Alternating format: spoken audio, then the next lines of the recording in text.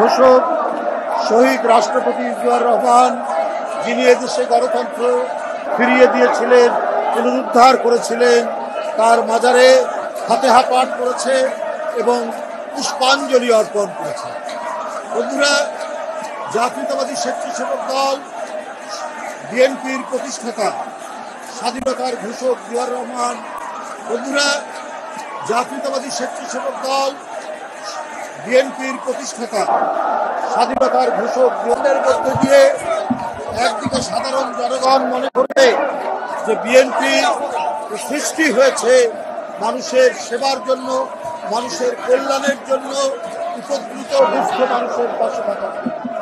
বন্ধুরা আমার, জাতীয়তাবাদী স্বেচ্ছাসেবক দল এস.এম. জিলানী এবং রাজীব আহসানের নেতৃত্বে আপনারা দেখেছেন ঢাকা সহ সারা দেশে এই কাজগুলো তারা করেছেন।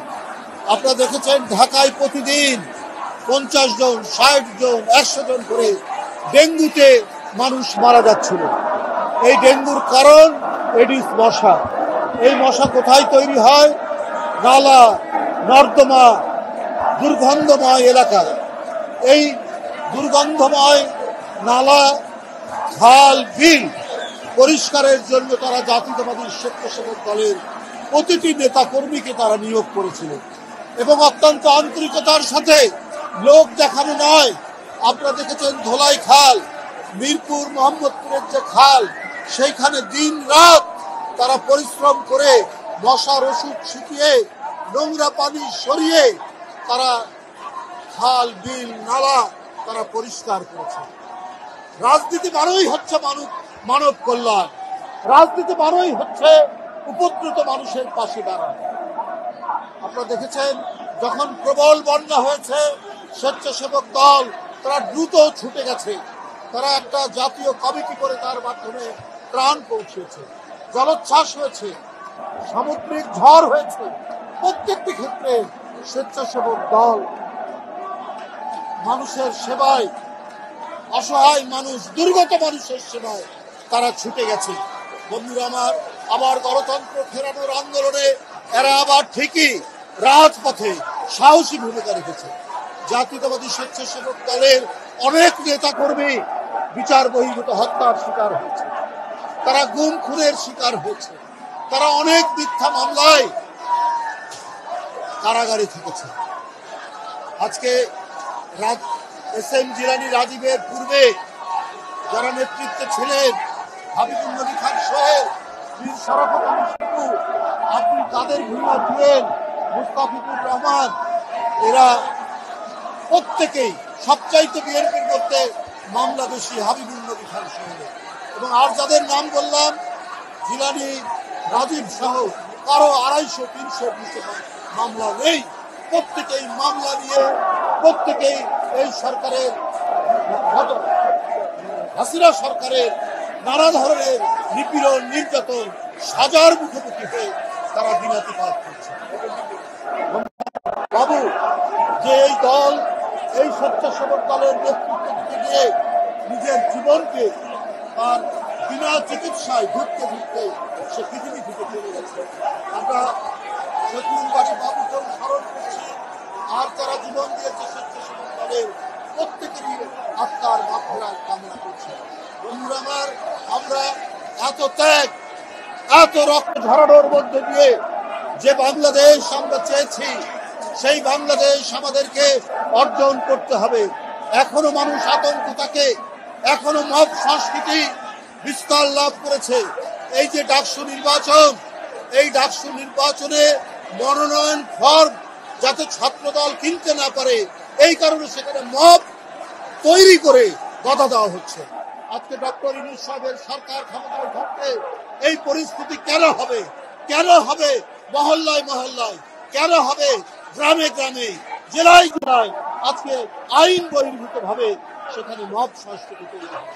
সেখানে উশৃঙ্খল জনতা তারা কেন নিজের হাতে আইন তুলে নেবে? কারণ আজকে আইন প্রয়োগ ঠিক মতো হচ্ছে। এই কারণেই বেআইনি কর্মকাণ্ড আজকে হচ্ছে। সংখ্যালঘুদের জীবনও বিপন্ন হয়েছে। রংপুরের তারাগঞ্জে 2 জন এই মহৎ সংস্কৃতির শিকার হয়েছে। বন্ধুরা আমার, এইরকম পরিস্থিতি তো আমরা কামনা করতে পারি না অন্তর্বর্তীকালীন সরকারে। গত হাসিনার আমলে আপনার ব্যাংকগুলো যারা ঋণ খেলাপি হয়েছে, সেই ঋণ খেলাপি প্রায় 3 লক্ষ 3.5 লক্ষ হাজার কোটি টাকা, 3.5 লক্ষ হাজার কোটি টাকা ঋণ খেলাপিদের রিশিডিউল করে তাদেরকে আবার নবায়ন করা হয়েছে। আবার এই সরকারের আমলেও প্রায় 1.5 লক্ষ আপনার ঋণ খেলাপি নবায়ন করা হয়েছে। তো এইটা জনগণকে এটা প্রত্যাশা করে এই সরকার তাদের দৃঢ় পদক্ষেপ নিয়ে যারা ঋণ খেলাপি, যারা রাষ্ট্রের টাকা, জনগণের টাকা যারা লুট করে পাচার করেছে, তারাই হয়েছিল ঋণ খেলাপি। এত টাকা, প্রায় 3.5 লক্ষ কোটি টাকা তাদের রিশিডিউল করার সুযোগ দিয়েছিল হাসিনা। তাদেরকে নবায়ন করা হয়েছে, তারা সেই টাকা পরিশোধ করেনি। আবার 1.5 লক্ষ কোটি টাকা নতুন করে কেন নবায়ন করা হচ্ছে? আজকে বাংলাদেশ ব্যাংক, আজকে আর্থিক যে সমস্ত মনিটরিং পর্যবেক্ষণ যে সমস্ত সংগঠন আছে, তারা আজকে কি ভূমিকা রাখছে, তারা কি কাজ করছে? আজকে একের পর এক ব্যাংক রুদ্ধ হয়ে গেছে। হ্যাঁ, যারা মহিউদ্দিন খান আলমগীরের মতো দুর্বৃত্ত ধরনের মানুষ, যারা ফারমাস ব্যাংক করে, তারপরে পদ্মা ব্যাংক করে টাকা লুটেছে, সেই সমস্ত মালিকদেরকে গ্রেপ্তার করুন, আইনের আওতায় নিয়ে এসে আসুন। যারা জনগণের টাকাকে তছরূপ করেছে, লুট করেছে, তাদের দৃষ্টান্তমূলক বিচার করুন। কিন্তু জনগণের টাকা যাতে ফেরত যায়, এটারও ব্যবস্থা অন্তর্বর্তীকালীন সরকারকে তাদের পদক্ষেপের মধ্যে দিয়ে নিতে হবে। তা না নিতে পারলে এই দেশে আমাদের অর্থনীতি দেউলিয়া হয়ে যাবে। শুধুমাত্র আপনার যদি কি বলে, আপনার অন্যান্য সূচকগুলো সেগুলো যদি ভালো অবস্থায় থাকে, তাহলে সেটার মধ্যে দিয়ে তো জনগণের আর্থিক সংগতি আসবে না, কর্মসংস্থান হবে না। একের পর এক ইন্ডাস্ট্রি বন্ধ হচ্ছে, গার্মেন্টস বন্ধ হচ্ছে। এই লোকগুলো যাবে কোথায়? এই লোকগুলো যাওয়ার জায়গা নেই। সুতরাং ইন্ডাস্ট্রিও বন্ধ হবে না, অপরাধীদেরকে গ্রেপ্তার করতে হবে, কর্মসংস্থান বাড়াতে হবে এবং অপরাধীদেরকে বিচারের আওতায় নিয়ে আসতে হবে। আমি আর বক্তব্য দীর্ঘায়িত করব না। আমি আজকে 45তম স্বেচ্ছাসেবক দলের যে প্রতিষ্ঠা বার্ষিকী, আজকে শহীদ জিয়ার মাজারে আমরা ফাতেহা পাঠ করলাম, আমরা পুষ্পস্তবক অর্পণ করার মধ্য দিয়ে আজকে শুরু হয়েছে। আজকে সারা জেলায় জেলায় এবং ঢাকায় আরো কর্মসূচি আছে। আগামীকাল উপজেলায় উপজেলায় স্বেচ্ছাসেবক দল কর্মসূচি ঘোষণা করেছে। তারা ঘোষণা করেছে একটা নির্বাচনী রোড ম্যাপ দেবে। তো আমরা দেখি তারা কি রোড ম্যাপ দেয়। আমরা রাজনৈতিক উদ্দেশ্য প্রণোদিত হয়ে যে ভোট কেন্দ্রগুলো করা হয়েছে, সেই ভোট কেন্দ্রগুলি বাতিল করে নতুন করে ভোটের জনগণের বিন্যাস দেখে এবং সত্যিকার অর্থে ভোট কেন্দ্র তারা নতুন ভাবে ঘোষণা করবেন।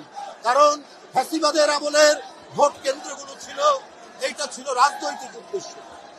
এটা সম্পূর্ণ যে নির্বাচন হয়েছে, একটা হয়েছে ভোটার শূন্য, একটা হয়েছে মধ্যরাতের নির্বাচন, আর একটা হচ্ছে দাবি নির্বাচন।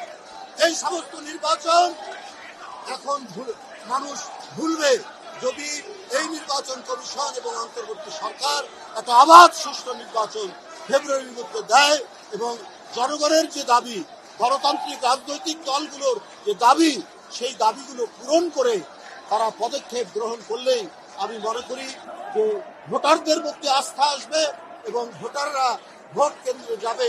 প্রায় 17 বছর পর তারা নির্বিঘ্নে নিরাপত্তার সাথে ভোট কেন্দ্রে যাবে। সেই ব্যবস্থা, সেই পরিবেশ নির্বাচন কমিশনকে তৈরি করতে হবে। ধন্যবাদ।